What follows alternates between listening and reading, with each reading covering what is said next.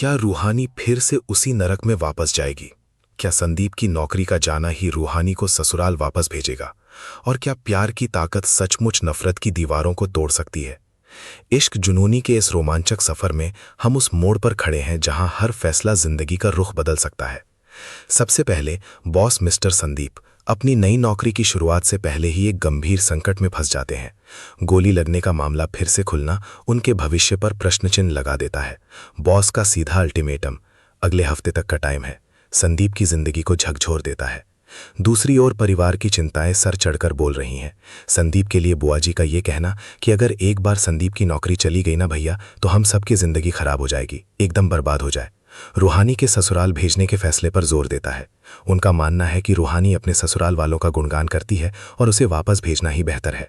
लेकिन संदीप का अपनी बहनों के लिए प्यार, मैं अपनी बहनों के लिए 100 नौकरियां छोड़ सकता हूं, लेकिन रूहानी को उस नर्क में नहीं भेज सकता दोबारा, परिवार के बीच एक और दरार पैदा करता है।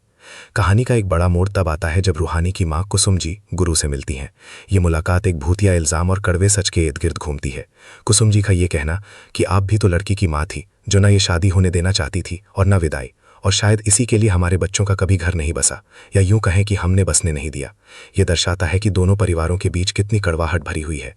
गुरु का ये जवाब, हमारे गुरु ने रूहानी के लिए सब कुछ किया, नामुमकिन को भी मुमकिन बना दिया, पर रूहानी के कंधों पर तो मायके की सोच का बोझ था ना। ये बताता है कि रूहानी के ससुराल वाले, खासकर गुरु, उसे अपना नहीं पाए।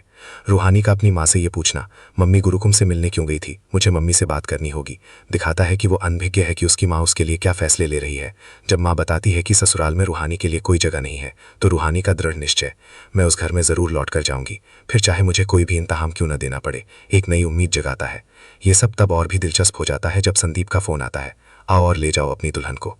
क्या रूहानी वाकई नर्क मानी जाने वाली जगह पर वापस लौटेगी, या क्या प्यार की ये परीक्षा उसे उस जगह से निकालेगी जहां उसे बेइज्जती और नफरत के सिवा कुछ नहीं मिला?